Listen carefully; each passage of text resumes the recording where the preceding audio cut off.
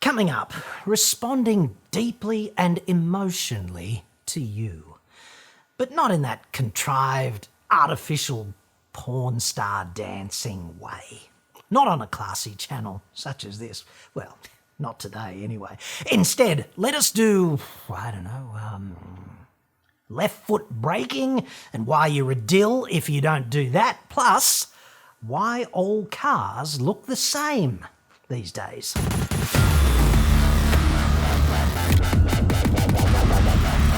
I'm John Cadogan from AutoExpert.com.au and I get new cars cheap. For buyers here in Australia. Website for that, obviously. Or you can just click the card that's up there now. Dude. Looks the same as all previous cards of that nature, I note. I don't know why. Coming up, big handful of nuts in the comments and why all cars look the same, obviously. Three-prong and LDV, only their mothers can tell them apart, clearly.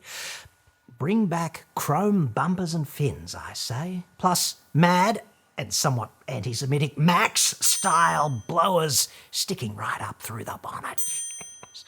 But now, left foot braking. Sensors indicate a substantial disagreement brewing with one of you on this. And by you, I mean, of course, you beard strokers who appear to think it's still 1970, when automotive technology was obviously at its zenith because no computers. Drivers over 70 would have more likely spent the majority of their lives in a manual car, ergo their default setting is for the left foot to remain in the region of the clutch, which nowadays has been replaced by the footrest. If you have any doubt as to whether or not there is a hazard ahead, the right would be off the go pedal and be hovering over the brake. There is absolutely no reason for the left foot to be used for anything other than bracing, or maybe to tap on or off the high beam for us over 60s. Goodness me, I'm suddenly getting a sense of why millennials hate boomers. I don't know why. Jonathan Hall there, and not a young driver, I'm guessing. Not the demographic of canine, typically in the market for new tricks. Jonathan, if you're driving an automatic horseless carriage and you're not left foot braking, dude, you're just not driving it as well or as safely as it might otherwise be driven. Most other devices, I note, with two pedals, like a push bike, for example, maybe an aircraft, typically demand the engagement of both feet for maximum efficiency and control of those pedals. And here's why, okay? If it takes you half a second to move your foot from the accelerator to the brake, imagine the distance that you might save if your left foot was already there in an iffy situation, poised and ready to carry out an emergency braking maneuver. The answer to this question on the distance, okay? About 15 metres or 3 car lengths at highway speeds. That's the difference between a near miss and a fucking monumental smash. So, here's how this works. You're driving up the freeway, you see something potentially iffy just up there ahead. You lift your left foot up off the dead pedal and you move it across onto the brake. Just cover the brake. You're a centimetre above it or something, right? Your right foot is still powering the car ahead because it might turn out to be nothing. But if iffy turns into crisis and then turns into friggin' near-death experience, then you just bought yourself 15 metres, and that matters. Plus, if you left foot brake and you're actually a skilled driver, like a performance driver, you then get to finesse the transition between acceleration and deceleration, and from deceleration back to acceleration on the way out of a bend, in the way that you simply cannot if you drive like a left leg amputee. These are called facts, dude, and it's okay if you don't like them. Like, facts don't give a shit about that, typically. And of course, nobody's going to penalise you for doing a third-rate job behind the wheel. This is Australia. The regulators are fine with mediocrity. In fact, they prefer that. So all good. Therefore, we agree. Except in relation to everything you just said. To me, most EVs look like clones all designed in a wind tunnel. No soul, bland, long charging time, poor range for this big brown land, not suitable yet. Double D's gardening there. Pretty sure I saw that movie. Novel approach to planting out, if memory serves. Cinematically, quite creative. Well done. To our somewhat top-heavy horticultural friend, I'd suggest it's not just EVs, it's cars generally. You see, air is a physical substance. It's got distinct properties, and if you want to make a shape with low aerodynamic drag designed to push air aside with minimal effort, you really don't get free rein on the design, do you? Likewise, crashworthiness. If you want to mitigate the consequences of cleaning up a pedestrian or a cyclist in particular, which I strongly suggest you strive to avoid doing ever, some frontal shapes are simply off the table. Mainly all of the Mad Max ones, so there's that. If you add these factors to the somewhat grim reality that there has to be seated habitable space for humans and their shit inside the box, there's really not all that much flexibility spatially for automotive designers to exploit. Plus, regulations tend to be quite specific about the placement of things like lights and rego plates, etc.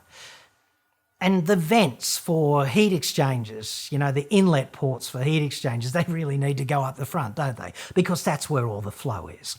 This is why grills and badges and headlights as modern art masterpieces are where all the wankery currently takes place. And by wankery, I mean brand differentiation.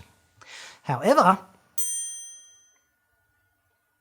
pretty sure the Department of Prime Minister and Cabinet could always design a car for women that looks not unlike a purple courgette boldly thrusting its way through the air from A to B, rolling on a set of plums. Optional shag pile rug on the roof, touch of nostalgia there. Been a long time since I've seen one of those. Look me in the eye and tell me that this kind of thing could never happen. If the interest rate is good, what's the problem? A viewer named No Dice with that contribution. Well, let me say at the outset that I'm sincerely sorry to hear that you were born without dice. No. Or perhaps you lost yours tragically in an industrial accident. That probably explains a lot. I do hope you're making the best of that particular shit sandwich. Diceless.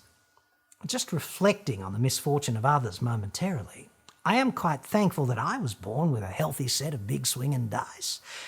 I will pay extra homage to those this evening as a gesture of empathy.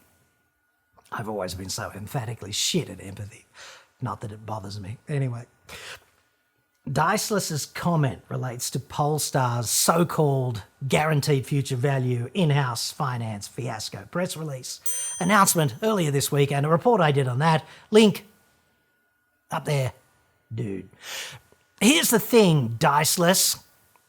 If you front up to buy a car and your one big reservation is depreciation because deep down you understand that the brand is a bit of a dog, then they're going to offer you so-called future value guarantee finance to take this objection off the table, right?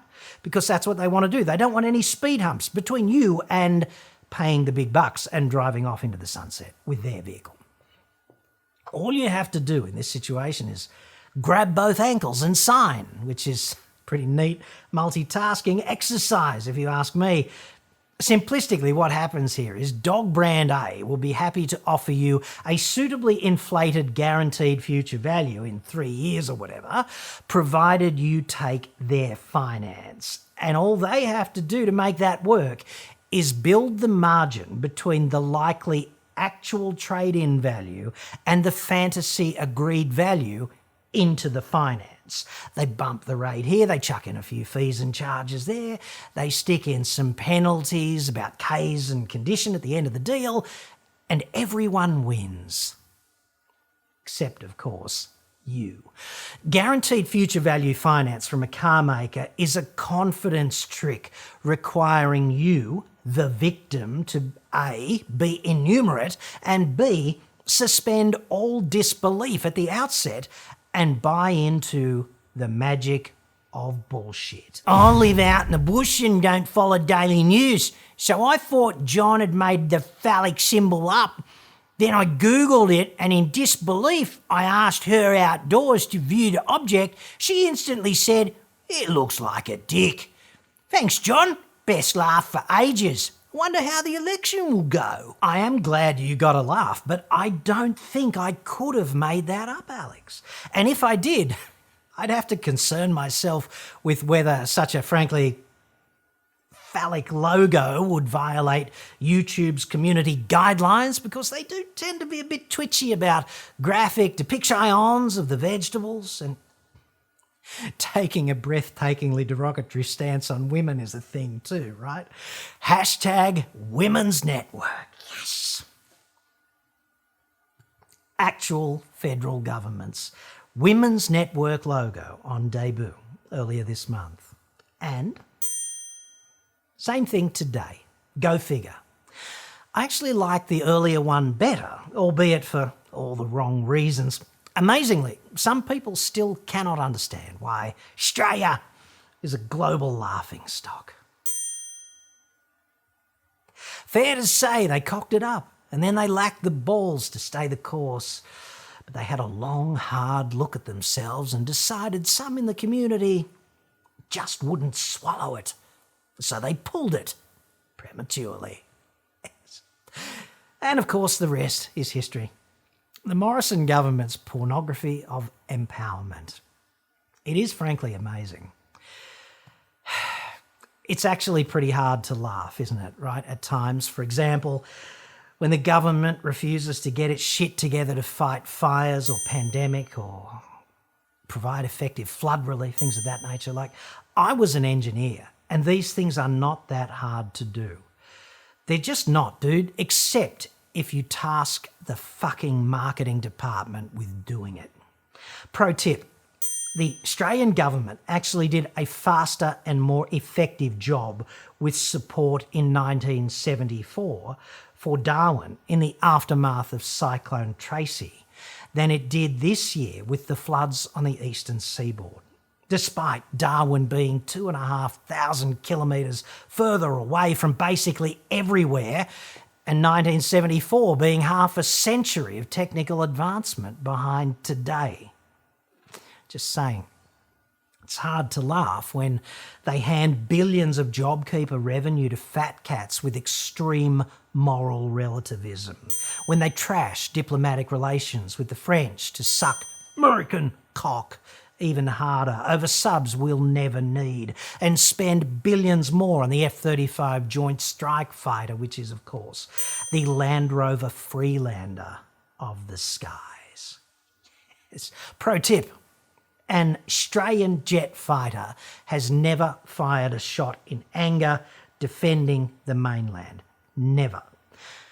But there have been rather a lot of fires and floods and one pandemic, all under-resourced and botched. Hard to laugh at the luxury car tax, isn't it? Which is still in place to quote-unquote protect local car manufacturers. Pro tip, Holden stopped making cars here 5 long years ago. It's hard to laugh when you pay the GST on the fuel excise on your petrol at more than $2 a litre. Paying a tax on a tax. Nice one. And of course, let's keep approving all of those coal and gas projects. Like, fuck the planet, dude. We're the government, elected by the people, for the people, but we've got important corporate donors to fellate. And we think we might prioritise that. So, when something as trivial as a good old dick and balls Women's Network logo gets trotted out and launched, we might as well all kick back, make hay and have a little chortle, mightn't we?